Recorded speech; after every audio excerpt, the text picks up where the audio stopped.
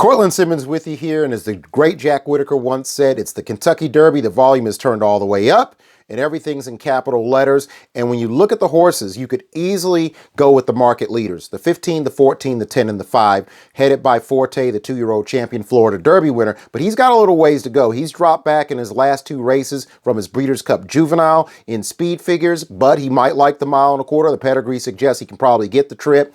15, 14, 10, and the 5 with Tapit Trice filling out that super. Maybe 2 fills. You could maybe take out Tapit Trice, put 2 fills in. Then you could maybe go for a little bit of value. Again, Angel of Empire has a little ways to go. 94 buyer speed figure seems to be on the improve, but you could go 14, 10, 3, and the 9 with Skinner, the 3rd from the Santa Anita Derby, filling out that Superfecta. 2 fills, very impressive, coming out of the same race that Rich Strike used to win the Derby in dramatic fashion. Has the best buyer speed figure, 101, the 3, the 10, the 9, and the 19. Maybe Derma Sotogake, the UAE Derby winner, can turn around that terrible history, the horrible history of that Derby in Dubai, and run very, very well.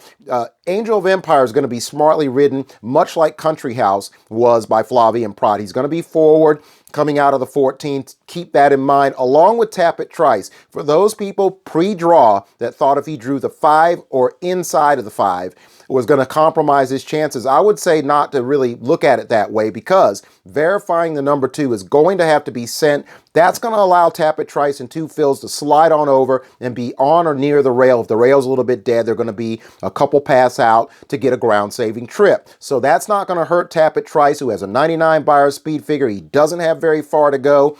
It's unlikely that he runs a 99 and wins the Derby, although given what happened in 2022, Rich Strike only ran a 101, with Epicenter dropping back off his career 102 to run a 100. Zandon, coming in off a 98 in the Bluegrass, could only run back to that 98. Had he run 4 or 5 points more, better, he would have beaten both horses. So Tapit Trice will have to improve a little bit. He's a bit of a grinder, a lot like his half-brother Tacitus, but he's a type of horse that post position probably doesn't hurt him or 2 fills like many people would think. So you can look at him having a real say in this Kentucky Derby. But I'm looking at Practical Move, who has probably the most tactical talent. The 10, the 9, the 5, and the 7. You could maybe throw at the tail end of that Superfecta the 3, 2 fills, or the 8 Mage. If he can time that monster move that he made in the Florida Derby a little bit better, that might help him. But the Longshot is Reincarnate. The 7, the 9, the 10, and the 5, well beaten in the Arkansas Derby. But I get the feeling Johnny Velasquez is going to duplicate what he did in the Rebel, pull back on him with all the speed,